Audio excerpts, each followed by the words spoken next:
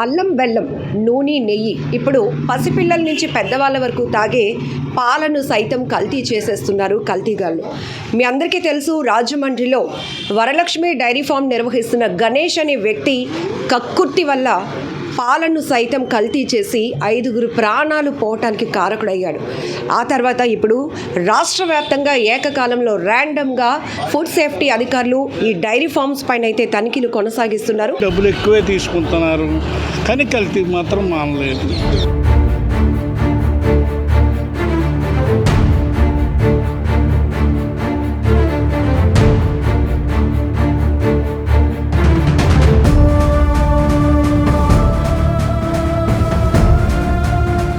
ప్రస్తుతం విశాఖలో ఉదయం 6 గంటల నుంచి కూడా ఏకకాలంలో అనేక చోట్ల ఈ డైరీ ఫార్మ్స్ నిర్వహిస్తున్నటువంటి సెంటర్స్ దగ్గర ఆకస్మిక తనిఖీలు నిర్వహించడం జరుగుతోంది.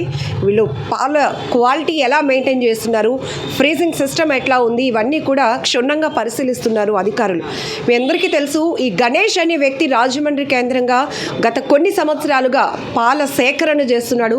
42 మంది రైతుల దగ్గర ఆయన పాలను సేకరించి ఆ తర్వాత వాటిని తన డైరీ ఫామ్ ఏదైతే వరలక్ష్మి డైరీ ఫామ్ దగ్గర 70 లీటర్లు పాలు సేకరిస్తే 110 లీటర్ వరకు ఆయన దాన్ని యూరియా, డిటర్జెంట్ పౌడర్స్ కలిపి కల్తీ చేస్తూ పాలు అమ్మి డబ్బులు సంపాదించాలి అనేటటువంటి దుర్బుద్ధి. ఇక్కడ ఈ తనిఖీలు జరుగుతున్నాయి. సార్స్తో మాట్లాడతాం. రాజమండ్రిలో జరిగినటువంటి సంఘటన దృష్ట్యా commissioner of food safety Shri Veerapandey గారు ఇచ్చినటువంటి ఆదేశాల మేరకు మన స్టేట్లో ఉన్నటువంటి మొత్తం అన్నీ కూడా ఎఫ్ఎస్ఓలు 500 శాంపుల్స్ తీయమని చెప్పి మాకు ఇన్స్ట్రక్షన్స్ ఇవ్వడం జరిగిందండి. దాంతో ఏంటంటే మనకి లూజ్ మిల్క్ మనకి ఎక్కడంటే సిటీలోకి ఎక్కువ కన్జంప్షన్ అవుతూ ఉంటుంది. దానికి ఏంటంటే లూజ్ మిల్క్ తగరపోల్స, విజయనగరం, ఆ తర్వాత చుట్టుపక్కల పల్లెటూరు నుంచి డైరీ ఫార్మ్స్ ఉన్నాయి. ఆ డైరీ ఫార్మ్స్ వాళ్ళు ఏంటంటే సిటీలో ఒక అవుట్లెట్ చిన్న ఇప్పుడు చూసారు కదా 10 ఈ టైప్ ఆఫ్ అవుట్లెట్ తీసుకొని లూజ్ మిల్క్ అని ఇక్కడ అమ్మడం జరుగుతుందండి. దీంట్లో ఏంటంటే క్వాలిటీ ఎలాగ ఉందని చెప్పేసి మేము చెక్ చేయడానికి రావడం జరిగింది ఈరోజు. ఈ మిల్క్లో ఏదైనా వాటర్ కానీ, తర్వాత షుగర్ కానీ, స్టార్చ్ కానీ, యూరియా కానీ, కార్బోనేట్స్ కానీ, తర్వాత హైడ్రోజన్ పెరాక్సైడ్ కానీ ఇవాళ ఏదైనా సరే అడల్ట్రేషన్ చేశారా ఏమంటే దాని గురించి మేము సస్పిషన్ మీద శాంపుల్స్ అన్నీ కూడా కలెక్ట్ చేయడం జరుగుతుంది. సో ఇది ల్యాబ్ పంపించిన తర్వాత రిపోర్ట్ వచ్చిన తర్వాత as per the FSS act ప్రకారం వీళ్ళు చర్యలు తీసుకోవడం జరుగుతుందండి. సార్, ఇప్పుడు లేబుల్ కలర్ చెక్ చేశారు కదా సార్, ఏ క్వాలిటీ ఎక్కడి వరకు మ్యాచ్ అయితే కనుక కల్తీ జరగనట్టు? అది 7 నెంబరు గోవింద అది ఇలిగి ఒకసారి అది టిప్పు. ఇది 7 నెంబరు ఉన్న వరకు ఇది పర్వాలేదు.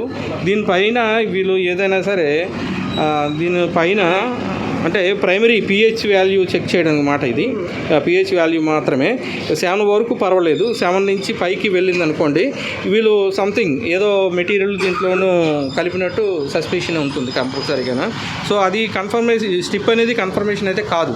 మైక్రోబయల్ ల్యాబ్లోనూ తీసుకెళ్ళిన తర్వాత ఈ టెస్టులు నేను ఎందాలు ఏంటంటే ఫ్యాట్కి సంబంధించి, సాలిడ్స్కి సంబంధించి, షుగర్, స్టార్చ్, యూరియా, కార్బోహైడ్రేట్ కానీ ఏవైనా సరే మిక్స్ చేశారని చెప్పేసి ల్యాబ్లో టెస్ట్ చేస్తే కానీ, మైక్రోబయల్ ల్యాబ్లో టెస్ట్ చేస్తే కానీ అది తెలియదు మనకి. సో ఇది ల్యాబ్ పంపిస్తున్నాం మేము, స్టేట్ ల్యాబ్కి. పంపించిన తర్వాత వచ్చినటువంటి రిపోర్ట్ బేసింగ్ అంది ఏవైనా చిన్న మాత్రం డీవియేషన్ ఉన్నా సరే, 1 పాయింట్ డీవియేషన్ ఉన్నా సరే అది సబ్ స్టాండర్డ్ కింద వస్తుంది. సెక్షన్ 51 కింద అది 5 లక్షల వరకు పెనాల్టీ ఉంది. ఒకవేళ ఏవైనా ఇంగ్రీడియంట్స్ డేంజరస్ ఏమైనా కెమికల్స్ కానీ మిక్స్ చేసి వీళ్ళు ఏమైనా స్టార్చ్, యూరియా అలాంటివి చేస్తే వీళ్ళకి క్రిమినల్ కేసు పెట్టడం జరుగుతుందండి. అది 3 to 10 lakhs తర్వాత నుంచి 3 సంవత్సరాల నుంచి 10 సంవత్సరాల వరకు జైలు కూడా ఉంది. దాని ప్రకారం చర్య తీసుకుంటాం సార్. సార్, ఇప్పుడు రాజమండ్రి కల్తీపాల కేసు వ్యవహారంలో మాత్రం ఇథనాల్ అలానే గ్లైకోల్ అనే లిక్విడ్ కలటం వల్ల, అంటే ఫ్రీజర్ సిస్టంలో లోపం ఏదైతే ఆ లిక్విడ్ లీక్ అయ్యి పాలల్లో పడటం, ఆ పాలు కూడా ఆ లిక్విడ్ కలిసిందని తెలిసినా కూడా ఆ వ్యాపారి కక్కుర్తి పడి దాన్ని మళ్ళీ పబ్లిక్కి సప్లై చేయడం వల్లే 5 ప్రాణాలు పోయాయి. ఎట్లా జరుగుతుంది సార్ ఇది? జనరల్గా ఫ్రీజింగ్ సిస్టంలో ఎట్లాంటి లోపాలు? అంటే అక్కడ రాజమండ్రి జరిగిన విషయం అయితే చాలా దురదృష్టకరం అండి. అది ఇటువంటి కారణాలు లేకుండానే కొంతమంది ప్రాణాలు పోతాం అనేది చాలా దురదృష్టకరం. వాళ్ళ కుటుంబాలకి అది తీరని లోటుగా నేను భావిస్తున్నాను.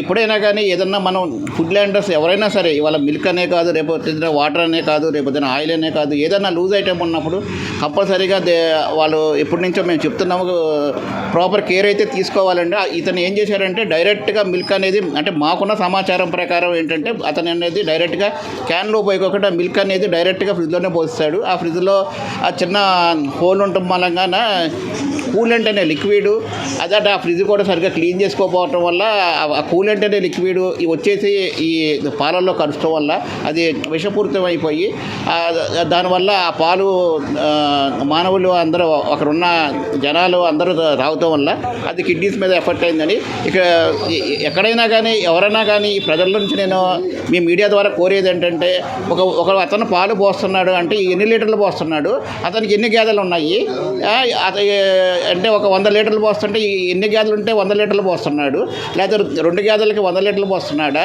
3 గేదెలకి 100 లీటర్లు పోస్తున్నాడా అనేది ప్రాథమిక సమాచారం అనేది పల్లెటూరులో ఉంటుందండి. ఈ పల్లెటూరులో ఉన్నప్పటి నుంచి పల్లెటూరు నుంచే వస్తాయి, మనకి ఇంటీరియర్ ఏరియాలో ఉంటుంది. ఇంటీరియర్ ఏరియాలో కన్నా వాళ్ళు మనం వెళ్ళాం కనుక వాళ్ళు ఏంటంటే ఎవరో చేస్తున్నారు, ఈ పాలు మనం తాగుతులేదు కదా, మనం తాగే పాలు మంచి పాలు కదా అని అనుకుంటారు. కానీ వాళ్ళు తాగే పాలు కూడా అలాంటి పాలే వచ్చే రోజు వస్తుంది.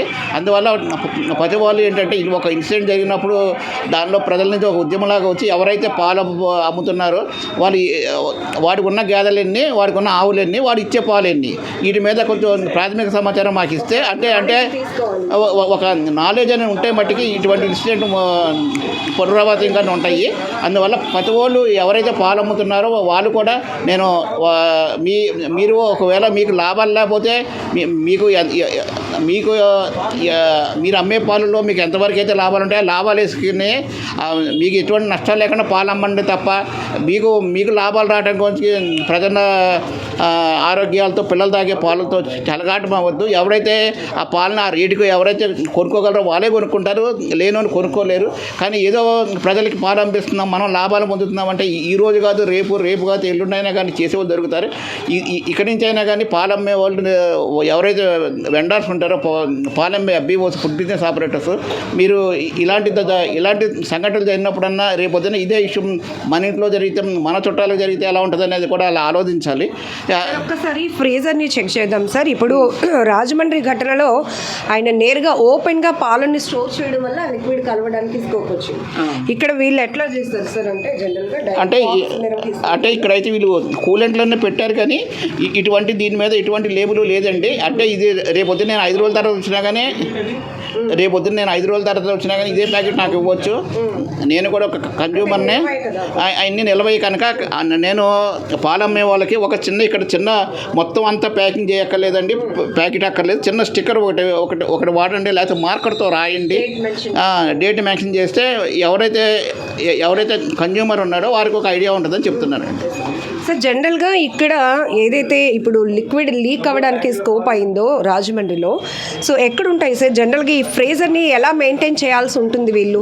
ఈ ఇథనాల్ గ్లైకోల్ అనే లిక్విడ్ లీక్ అయ్యి ఆ పాలలో కలిసినాక అది పాలు ముద్ద కట్టినా కూడా తను ఎక్కడైతే నష్టపోతాను అనేటటువంటి ఒక దుర్బుద్ధితో ఆయన ఆ పాలను నేరుగా కస్టమర్స్కి సప్లై చేయడం వల్ల ఇప్పుడు ఆ కల్తీ పాలు తాగి 5 ఏంటంటే ఎప్పటికప్పుడుకే మనం వ్యాపారం చేస్తున్నామని కాకుండా ఇది హోటల్స్ కూడా నేను చాలాసార్లు కిచెన్ విషయంలో చెప్తున్నాను. మీరు వచ్చి చూసుకోండి, అది ఒకసారి క్లీన్ చేసుకోండి, చెక్ చేసుకోండి. ఆ ఫ్రిడ్జ్ పోయినప్పుడు దాన్ని ఇంకా ఏదో వాడదాం అనుకుంటే ఇట్లాంటి సంఘటనలే పునరావృతం అవుతాయండి. ఎందువల్ల ఒక ఫ్రిడ్జ్ పోయినప్పుడు దాన్ని వెంటనే మార్చుకోవాలి, అది ఎప్పుడు క్లీన్నెస్ ఉండాలి. ఎందుకంటే ఇది మిల్క్ అనేది హైలీ పెరిషబుల్ ఐటమ్, ఊరికి కల్తీలు అయిపోతే అందరు పిల్లలు తాగే పాలు.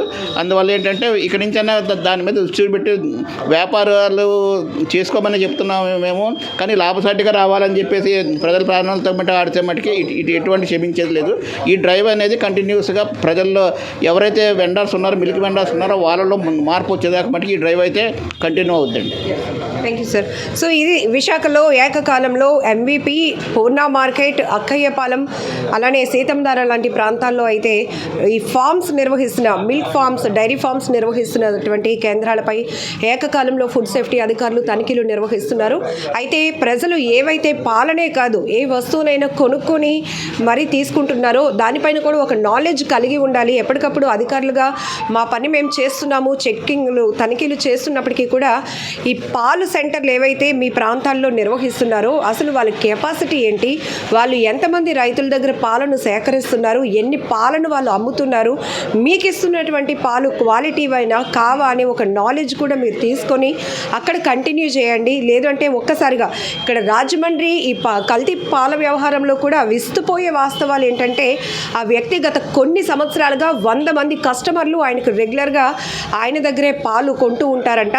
అలాంటిది అంటే 100 మంది కుటుంబాలు, 100 మంది కుటుంబాల్లో ఉన్న ప్రాణాలన్నీ నా చేతిలో ఉన్నాయనే ఒక బాధ్యత కూడా లేకుండా కేవలం డబ్బుల కక్కుర్తితో ఆయన పాలను సైతం కల్తీ చేసినటువంటి వ్యవహారంలో ముందు 4 చనిపోతే నిన్న విశాఖ ప్రైవేట్ హాస్పిటల్లో 5 ఏళ్ల బాలుడు వెంకట్ కూడా చనిపోయాడు.